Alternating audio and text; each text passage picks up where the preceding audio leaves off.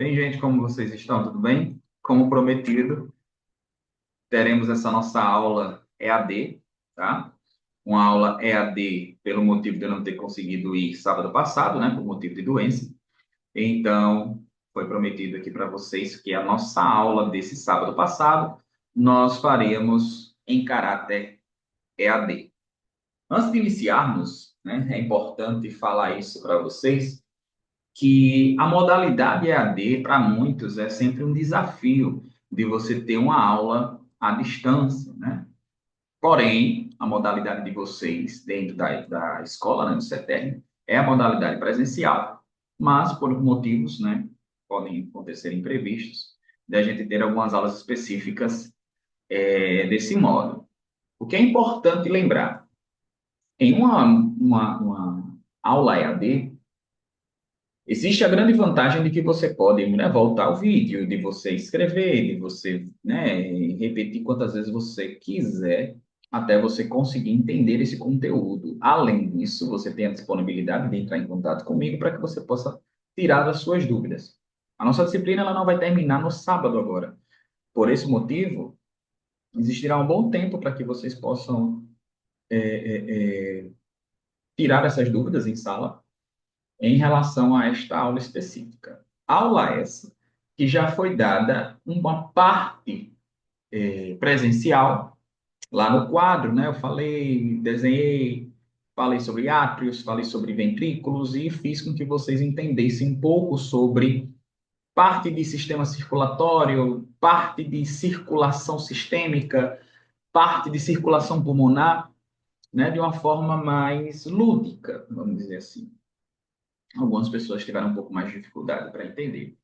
Sendo que é claro, né, que pelo fato de eu estar tendo essa oportunidade de fazer novamente nessa essa parte de clínica médica,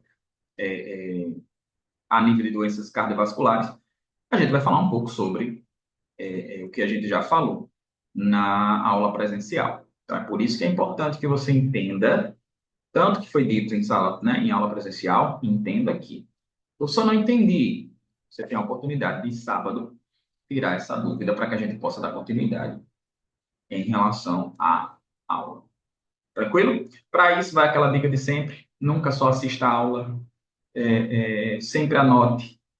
Tem um caderno, caneta, escolha um local que seja, né, bom para você estudar, porque aí fica mais fácil de você compreender e não se disperse, né? A gente sabe que a questão do uso do smartphone, de celulares, pode dispersar bastante o aluno e acabar desfavorecendo o aprendizado. Só colocar aqui. Tranquilos? Então vamos lá.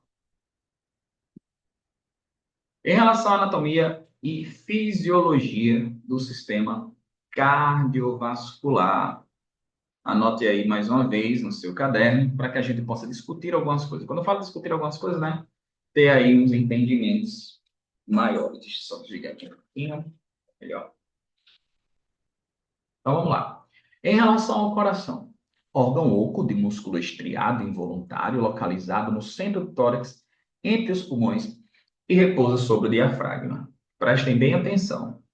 Eu sempre falo, quando a gente fala de patologia, que um paciente que ele se encontra com um problema respiratório, seja qual for, muitos desses problemas respiratórios eles podem acabar sobrecarregando a área cardíaca, né? Parte de coração, parte de artérias, parte de veias e vice-versa. O paciente que ele pode sofrer de algum problema cardíaco, ele, né, nada impede que ele tenha uma sobrecarga pulmonar, um problema pulmonar. Então, professor, por qual motivo isso ocorre? Ele ocorre justamente pela localização anatômica, é um dos grandes fatores, que eles estão correlacionados, principalmente na inspiração e expiração, troca gasosa, hematose, circulação, leva oxigênio para as células, então eles estão sempre muito correlacionados. Por isso que eles acabam dependendo um do outro para que a gente mantenha o nosso metabolismo, né? tanto a parte de oxigenação como na parte de circulação. E a clínica médica, ela envolve tudo isso. Quando a gente vai estudar doença, a gente percebe que as doenças, elas se intercalam a nível de sinais e sintomas de uma forma extremamente, assim, singular. Às vezes, uma mesma doença, ou várias doenças, existem os mesmos sinais e sintomas. E para que a gente possa fazer uma assistência de enfermagem, uma assistência médica, é necessário de exames laboratoriais, exame de imagem, né? Um exame clínico para fechar um diagnóstico. Por isso que a clínica médica ela é tão vasta. Ela tem várias nuances que a gente chama. E quando a gente fala de coração, né, cardíaco, ou seja, a área cardíaca, a gente vai entender a gama de situações, a gama de patologias que estão associadas a esse sistema, tá bom? Órgão oco, né, como falei, de músculo estriado involuntário, localizado no centro do tórax, entre os pulmões e repousa sobre o diafragma, pesa em média 300 gramas, tá? Coração de um adulto. Bombeia o sangue para os tecidos, suprindo-os com oxigênio e outros nutrientes. Prestem bem atenção, essa é a função básica do coração. Bombear sangue, nutrir os tecidos tanto com oxigênio como nutrientes. Tá aí, ó. Oxigênio. Oxigênio ele vem de quê? Sistema respiratório. Então tá aqui, ó, de uma forma bem lúdica, né? Esse GIF, que ele é ótimo para que a gente possa ter uma visualização anatômica real de como as câmaras cardíacas elas funcionam, tanto no ventrículo direito, né? Já está até descrito aí para vocês, como no ventrículo esquerdo, as válvulas, tanto bicúspide como a tricúspide, válvulas semilunares, aórtica, pulmonar, os átrios, ou seja, o que é que eu quero chamar a atenção? Essa forma sincrônica que o coração ele tem de funcionar. Quando eu falo sincrônica, eu falo de forma organizada, onde eu existo, né? Sístole e diástole. Sístole, contração, diástole, relaxamento. À medida que esse movimento sincrônico de sístole e diástole deixam de existir, pode acontecer situações arrítmicas, ou seja, fora do ritmo. É por isso que a patologia ela pode se instalar dessa forma, dessa maneira. Aqui, ó, nós temos as válvulas, né, abrindo e fechando, válvula tricúspide aqui, válvula bicúspide ou mitral aqui. Aqui em cima eu tenho logo a válvula pulmonar, na verdade, e logo por trás, né, da parte posterior, eu terei aí a válvula aórtica. Perceba também a complacência do miocárdio, fazendo sístole e diástole aqui, ó, total. O septo interventricular. Esse sangue ele vem dos átrios, passa para os ventrículos e dos ventrículos vão para as artérias. Artéria pulmonar, lado direito, artéria aorta, lado esquerdo. Essa é a câmara cardíaca, essa é a bomba cardíaca funcionando da forma mais correta. Daqui eu tenho, né, um bombeamento cardíaco, como eu disse a vocês, em relação à contração, nós chamamos de sístole, e o relaxamento, que nós chamamos de diástole. Professor, o que é que isso tem a ver com a clínica médica em si? Nós estamos fazendo basicamente aqui, deixa eu só me ajeitar aqui, nós estamos basicamente fazendo uma revisão. Ou seja, essa revisão ela tem como caráter ajudar a perceber situações voltadas à clínica médica, ou seja, assistência de enfermagem, quais são os cuidados que a gente vai dar àquele paciente? Eu só posso traçar um plano de cuidados se eu conseguir entender a fisiopatologia, né? Como essa doença ela tem o seu curso.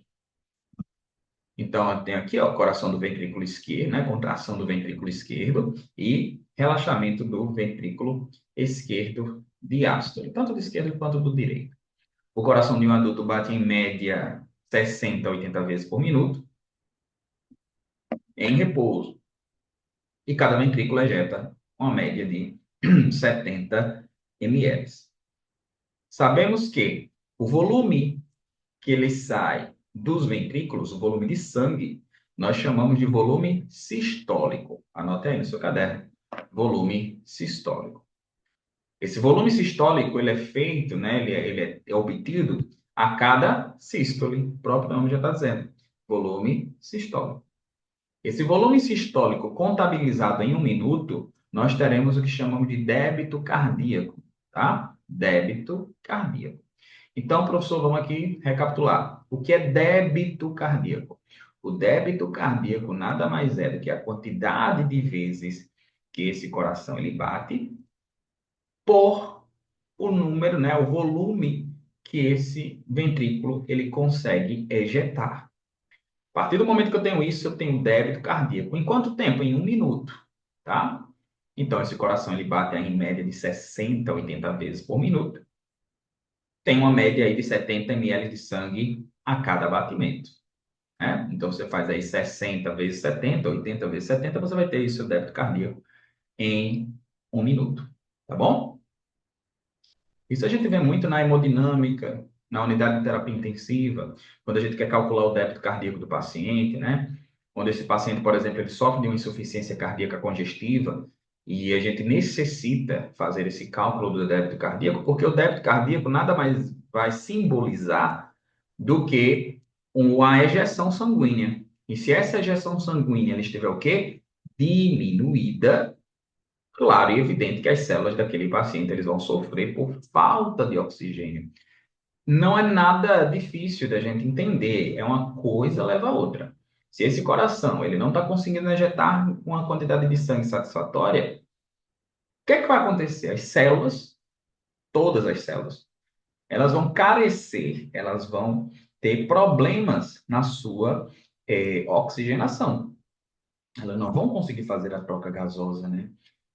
A troca de O2 e CO2, elas não conseguem. Então, se elas não conseguem, elas não sobrevivem sem oxigênio. Nossas células não sobrevivem sem oxigênio, né? Sobrevivem até um tempo, mas depois elas morrem. Eu tenho também aqui a nível de revisão o coração, que é composto por 3 camadas. Aí você lembra aí, ó, talvez você tenha até anotado essas camadas. Endocárdio, camada mais interna. Miocárdio, camada do meio, né? Aquela camada que é uma das mais importantes pelo fato dela ser responsável pela complacência cardíaca. Então, lembrem, complacência cardíaca o que é? Você entende complacência como o ato de elasticidade desse coração.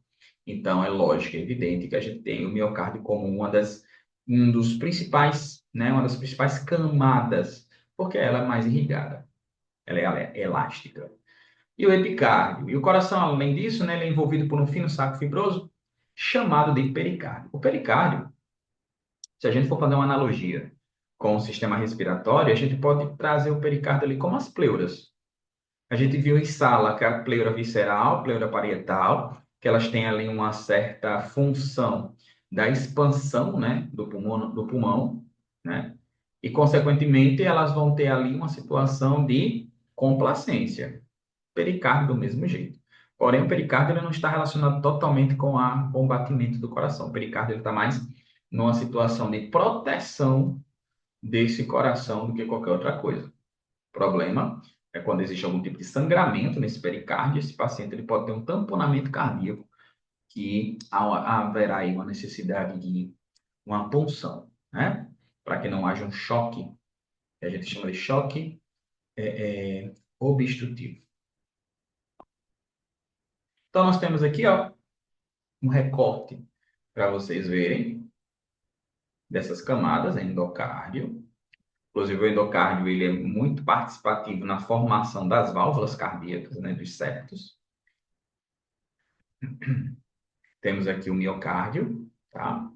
Que é esse músculo elástico, é ele que faz com que o coração ele tenha complacência. Epicárdio e o pericárdio. Tá? Pericárdio, lembre-se que é aquele saco fibroso que envolve o coração e faz com que o coração ele bata de uma forma totalmente mais, né, favorecida. Tranquilos? Então, ó, nós temos aqui o sistema cardíaco em relação à parte direita, parte esquerda, né? Essa é a circulação intracárdica que a gente chama, né? A circulação dentro do coração, tanto do lado direito como também do lado esquerdo, essa parte em azul, parte direita do coração, parte em vermelho, parte esquerda do coração, tanto o átrio como o ventrículo, e o fluxo, como é que ele deve agir em relação a esse sistema. Note aqui, ó, átrio direito, ventrículo direito. Eu tenho aqui a artéria pulmonar. Depois da artéria pulmonar, ele faz o quê? Ele vai para os pulmões, realiza a hematose e depois da hematose ele retorna para o coração através das veias pulmonares, átrio esquerdo, ventrículo esquerdo e, consequentemente, artéria aorta. Então, a gente tem aí, né, uma circulação intracárdica da forma mais correta. Lembrando que esse sangue, ele sempre vai ter de forma fisiológica. Quando eu falo forma fisiológica, eu estou falando que é a forma natural do átrio para o ventrículo. Caso ocorra um fluxo retrógrado que a gente chama, ou seja, esse fluxo ele sair do ventrículo e voltar para o átrio, aí vai ter uma patologia, aí vai ter um problema, tá bom? Se o normal é átrio para ventrículo, se ocorrer ventrículo para átrio, aí a gente já vai ter aí uma situação de anormalidade, tá bom? Eu sempre falo para os meus alunos o seguinte: para entender o errado, para entender o patológico, eu preciso entender o fisiológico, né? Para entender o fisiopatológico, eu preciso entender o fisiológico. Eu jamais vou apontar algo que está errado se eu não sei o que é o certo, né? Então, o certo é esse. Se caso algo fuja dessa normalidade, eu já vou ter ali uma situação problemática, uma situação patológica. E aqui nesse slide a gente tem uma visualização melhor de como o coração, o espaço do coração, como é que ele se encontra. Ele se encontra aqui entre as áreas pulmonares, tanto o pulmão esquerdo como também o pulmão direito, né? E o coração ele se encontra ali, ó, nesse centro, fazendo aqui toda a parte de vascularização, tá? Ó, do tronco pulmonar total aqui, artéria pulmonar e depois veias pulmonares, desembocando justamente onde? No lado esquerdo do coração. Perceba também uma situação bem interessante e importante.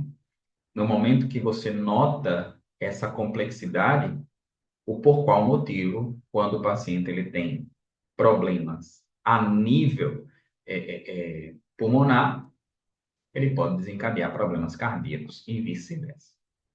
É mais fácil que isso aconteça.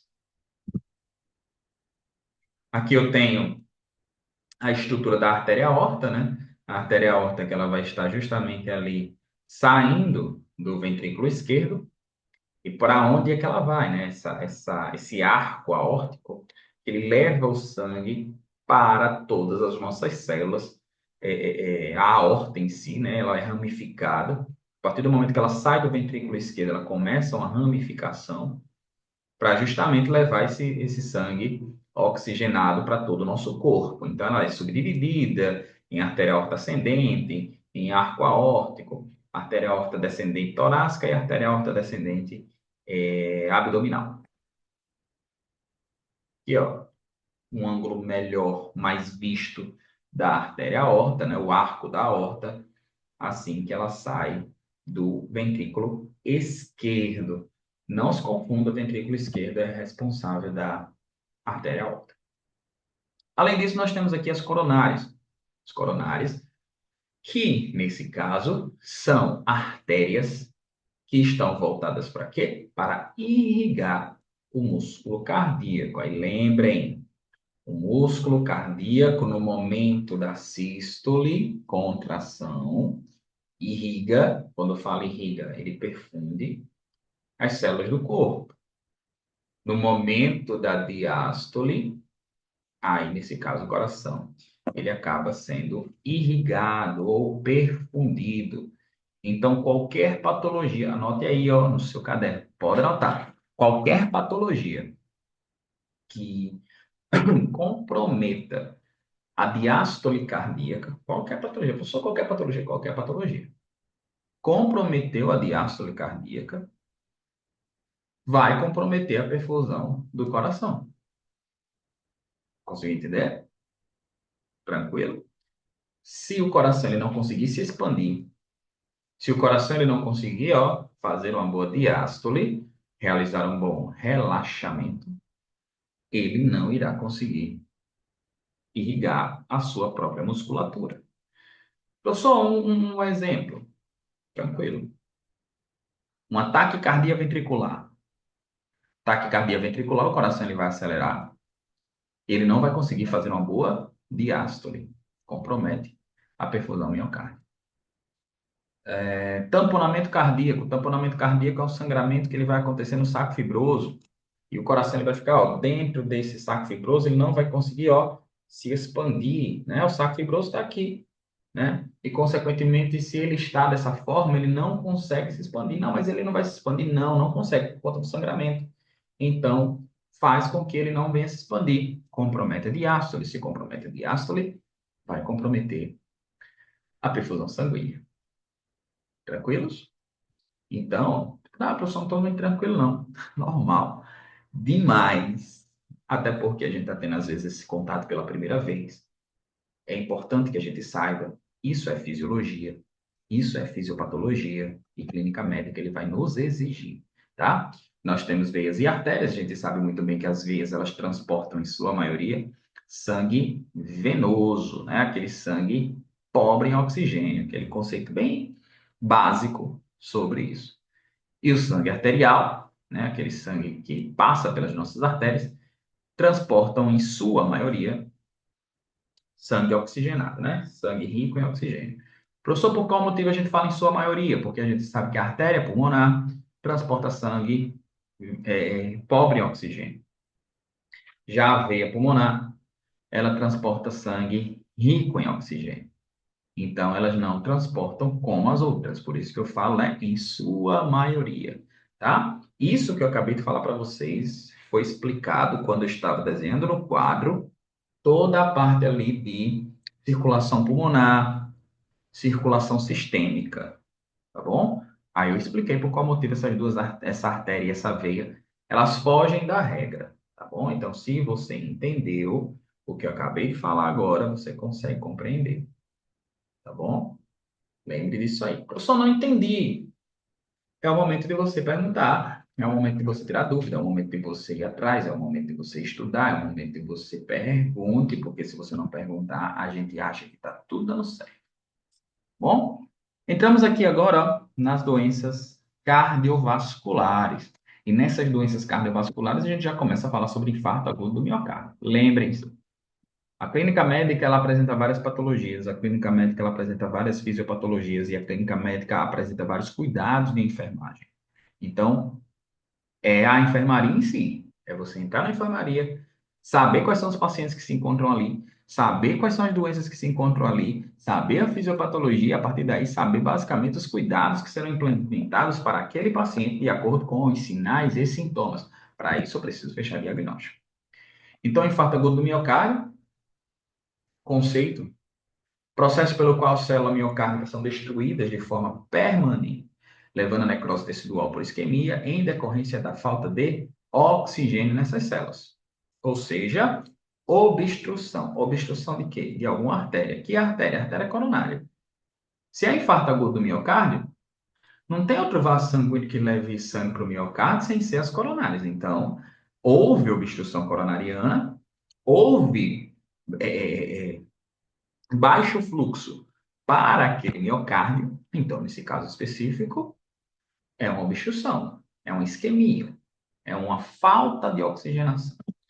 Então, nós temos aqui, ó, esse slide, ele é ótimo para que você possa entender como isso ocorre de forma mais ilustrativa. Se você nota, existe todo esse percurso que está sendo mostrado aí para vocês, onde as células sanguíneas estão indo até o miocárdio, fazer ali a sua irrigação, né? Em que momento? Na sístole e na diástole? Responde aí, ó. Diástole. Tá ali, ó, fazendo toda a irrigação. Se existe uma placa de gordura desfavorecendo esse trajeto, obstruindo esse trajeto, com certeza ali você já vai ter um problema bem característico, é um problema de infarto. Professor, angina e infarto é a mesma coisa? Basicamente a mesma coisa. Angina é a característica da dor. Quando a gente fala dor anginosa, aí a gente está falando sobre a dor, né? E existem vários tipos de angina. Existe aquela angina que ela é estável, existe aquela angina que ela é instável, e, consequentemente, elas são as anginas pré-infarto, tá? Mais um slide aqui bem demonstrativo sobre o infarto agudo do miocárdio. Então, significa dizer que a grande maioria dos problemas de infarto eles são relacionados à placa de gordura? Grande maioria, sim. A gente chama a placa de gordura de placa aterosclerótica. Anote aí também, placa aterosclerótica, né? Essa placa aterosclerótica é um ateroma. Ateroma a gente chama também, né, de placa de gordura. Então, essa placa de gordura ela vai fazer a diminuição do trajeto desse sangue. Se diminuir o trajeto do sangue, pode ter certeza que esse paciente ele vai ter um problema muito grande, que é o infarto agudo do miocárdio. Mais um aqui, ó. Lado esquerdo, nós temos um coração normal, né, com sua vascularização normal. Lado direito, a gente já vai ter aí um coração com angina. Olha aqui na seta essa obstrução. Deixa eu só pegar aqui. Essa obstrução aqui nessa parte da seta. Então, significa dizer que aqui, esse fluxo sanguíneo, ele está diminuído. Se está diminuído, pode ter certeza que ele só está diminuído aí por uma situação. E essa situação ela pode ser o quê? Placa aterosclerótica. Placa aterosclerótica é o quê? Gordura. Placa de gordura. Fatores de risco para a doença coronariana. Então, a gente fala sobre fatores de risco, a gente fala sobre fatores de risco não modificáveis e aqueles que são modificáveis, né? História familiar de cardiopatia, idade, sexo, raça, tem aí como fatores de risco não modificáveis. Quando a gente fala sobre colesterol, a gente fala sobre colesterol elevado. Lembrando que isso daqui é um dos fatores que podem desencadear o infarto, tá? Colesterol HDL menor que 40, algumas literaturas elas já trazem colesterol HDL menor que 35, tá? E LDL maior que 160. A gente precisa entender também que em relação a esse colesterol, a gente tem dois tipos de colesteróis, HDL e LDL. Aquele que é o HDL, você coloca aí, ó, no seu caderno, HDL é aquele colesterol bom. Já o LDL, a gente entende como colesterol ruim, maléfico. Colesterol bom é aquele colesterol que limpa as nossas artérias. Já o LDL é aquele colesterol que suja as nossas artérias. Suja de quê, professor? Limpa de quê, professor? Gordura, tá? Tabagismo, né? Hipertensão arterial também. Fator de risco, né? Modificáveis ainda. Nós temos aqui diabetes. Coloca aí no seu caderno, ó, diabetes mellitus. Ele é um dos principais fatores para a doença coronariana, tá? Um dos mais altos para a doença coronariana. Professor, então a pessoa que é diabética, ela tem uma chance grande de desenvolver doença coronariana? Com certeza. E é um risco altíssimo, um dos maiores. Deficiência de estrógeno em mulheres, sedentarismo, obesidade, estresse. Pois bem, fisiopatologia do infarto agudo do miocárdio, nós já comentamos. Oclusão da artéria, redução do fluxo, isquemia. Aqui, ó, a placa aterosclerótica bem bonitinha ali, bonitinha, né, para dizer o contrário, formando esse fluxo diminuído do sangue. As manifestações clínicas, nós temos aqui a dor torácica intensa, que se irradia para pescoço, mandíbula, membros superiores, né, costas, e pode apresentar mãos dormentes, pele fria, pálida e úmida, náuseas e vômitos, diaforese, tontura, agitação e ansiedade, taquipneia, taquicardia, hipotensão e arritmias. Então, nós temos também aqui alguns fatores diagnósticos, anamnese, exame clínico, ECG, valores séricos das enzimas. Aí você coloca aí, ó, principal enzima, CKMB, bota aí no seu caderno, ó, CKMB, como um marcador sérico do infarto agudo do miocárdio. Ecocardiograma, cateterismo cardíaco também. Tratamento, oxigenoterapia, repouso no leito, monitoração cardíaca, angioplastia. Essa angioplastia é o cateterismo, tá? Essa angioplastia ela pode ser colocada um stent ou ela pode fazer uma revascularização miocárdica. Essa revascularização miocárdica nada mais é do que a ponte de safena, onde é feito, né, uma retirada de uma veia safena e, consequentemente, colocado lá no músculo, né, cardíaco.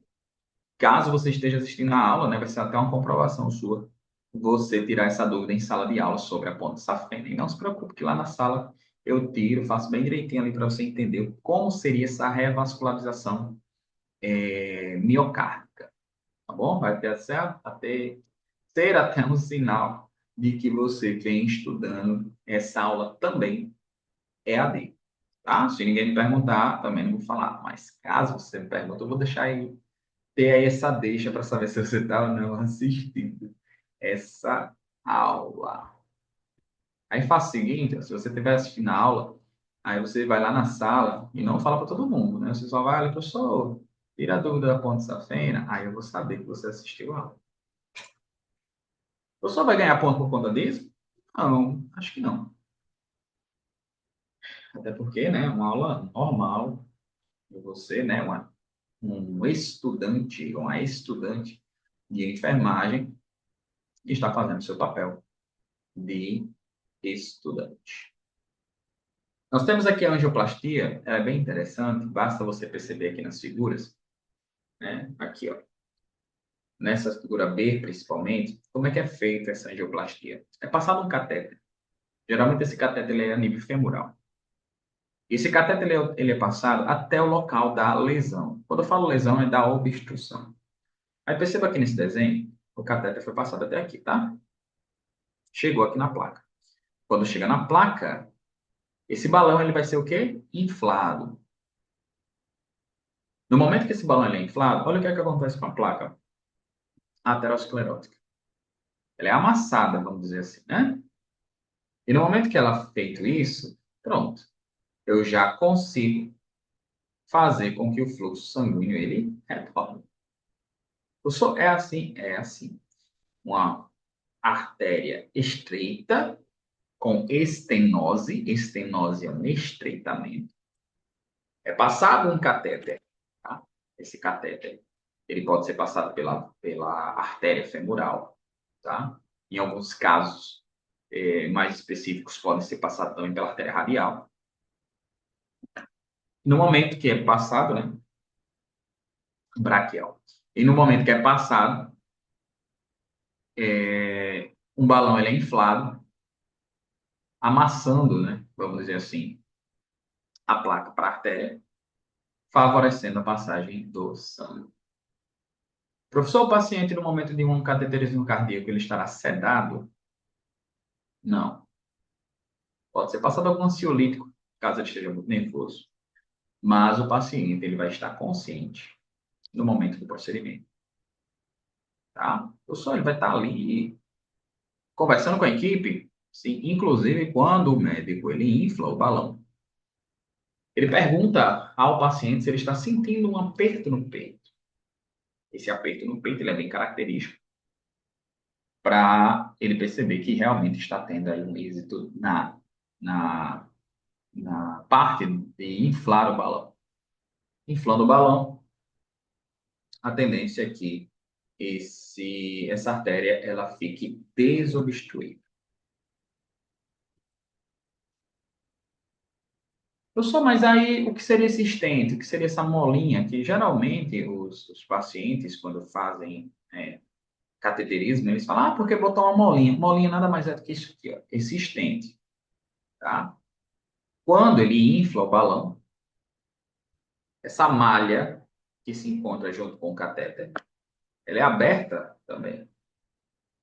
Para que é isso? Para segurar mais a placa. Então quer dizer que vai ficar com o paciente? Sim. O que sai é o catéter, mas o stent permanece.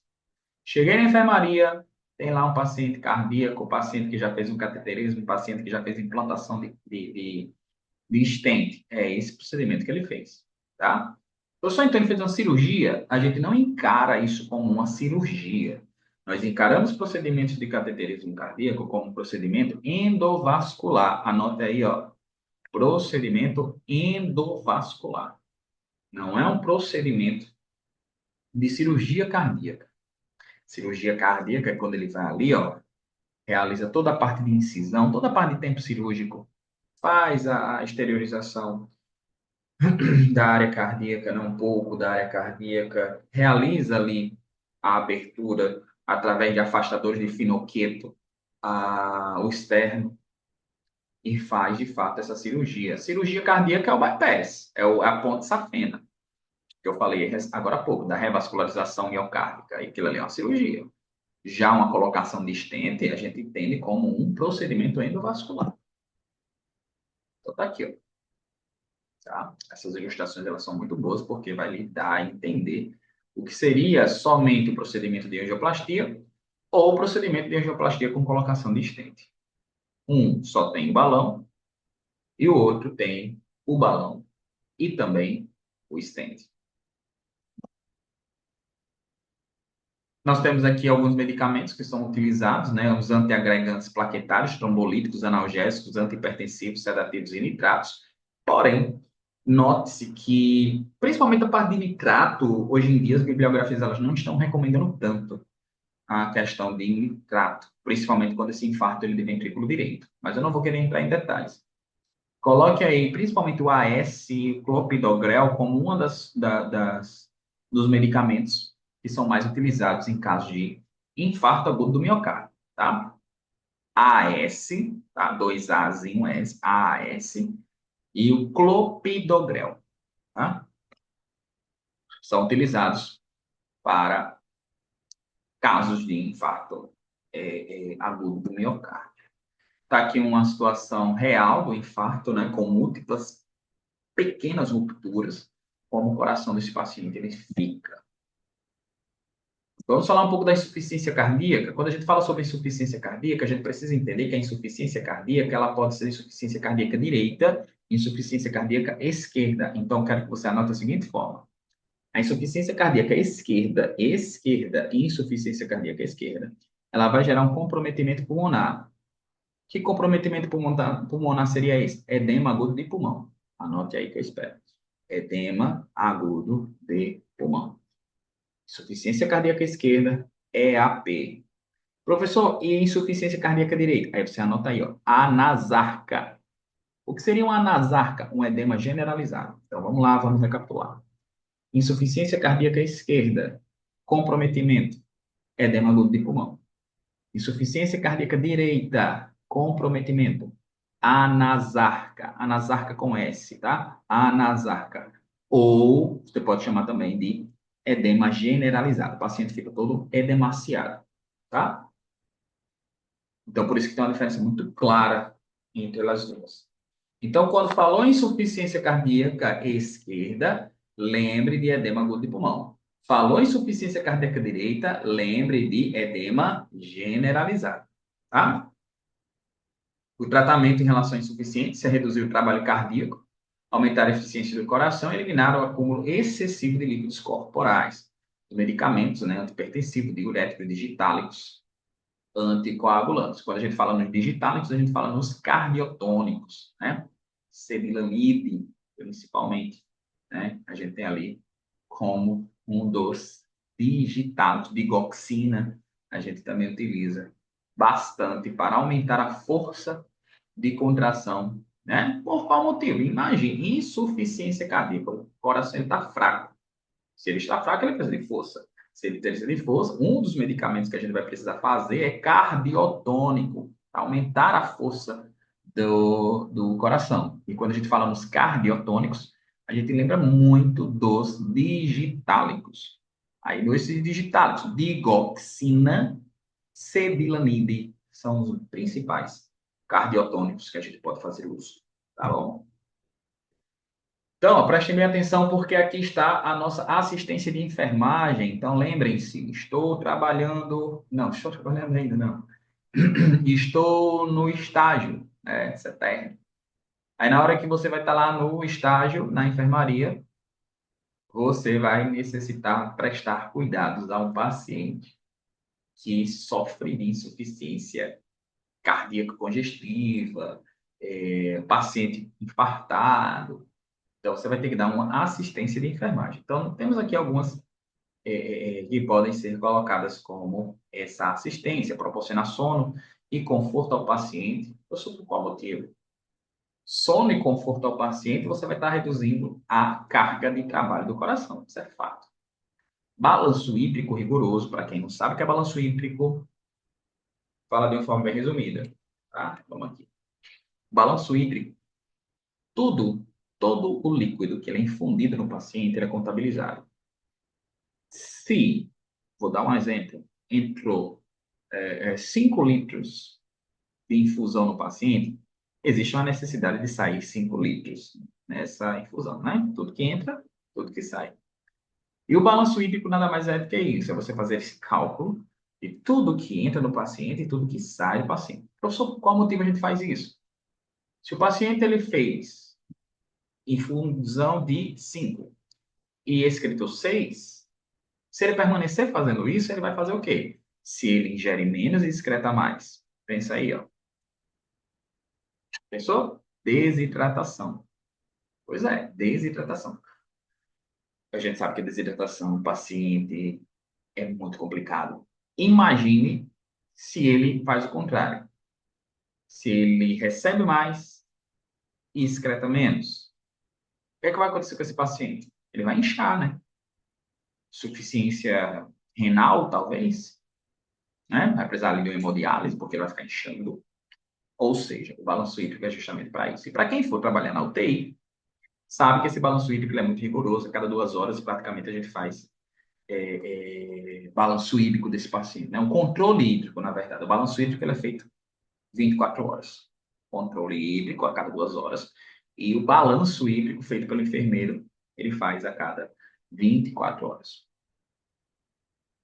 Administrar oxigênio, medicamentos, administrar dieta.